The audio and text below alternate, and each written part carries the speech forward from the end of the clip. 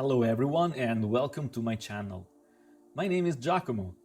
I am an architect, art director and concept designer working in the entertainment industry. In this video I would like to share with you the development of a small environment for a personal project.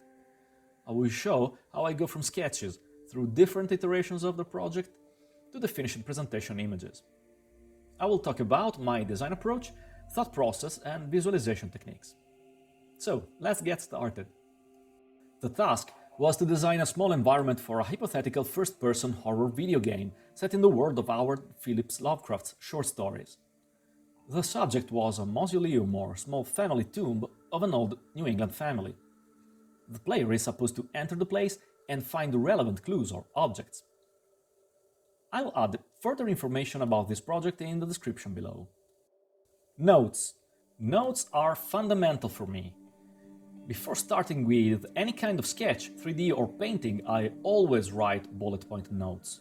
They are quick to write down and are a great reminder of my objectives. So I wrote everything that I wanted my design to include or that I wanted it to convey.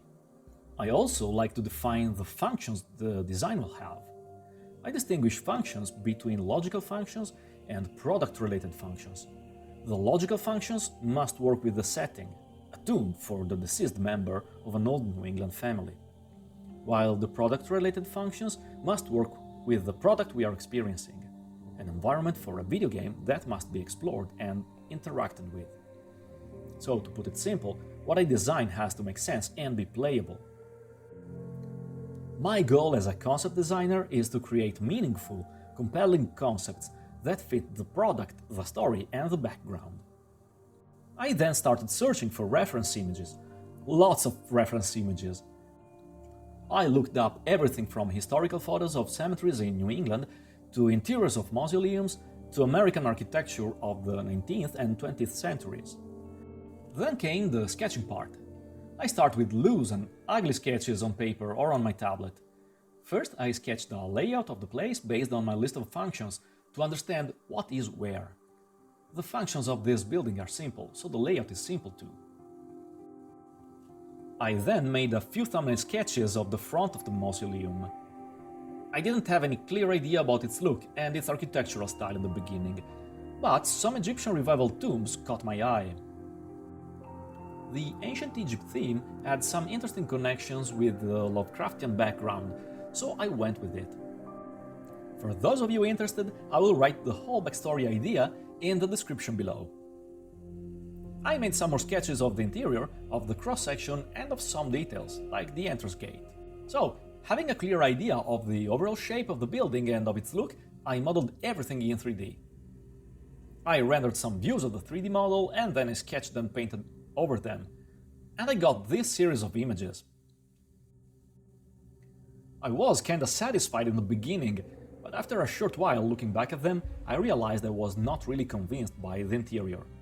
It looked totally unrelated to the exterior, it was too much like a Renaissance church and had nothing of the ancient Egyptian style I was looking for.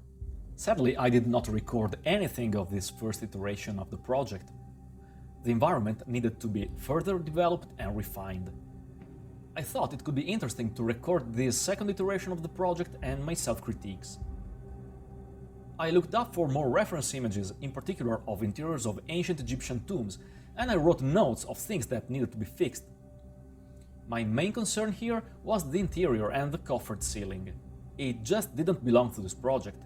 A simpler space with a more linear geometry would work better. I liked the idea of staggered walls and of wall paintings, and maybe also some sculptures to make the place more varied.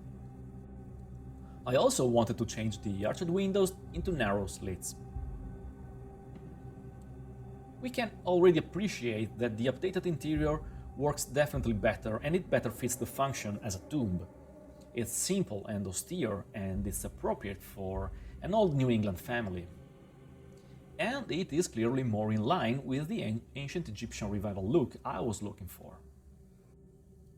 This space needed some more details and visual interest though, so I put two unmistakably Egyptian statues to the sides to support the main statue of the Black Pharaoh that sits in the alcove at the end of the room.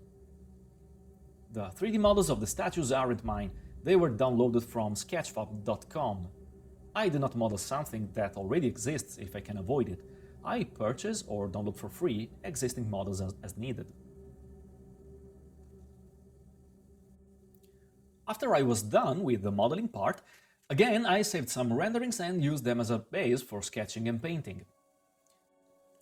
A view I particularly like showing is the cross-section. I think it conveys a lot of information in just one image.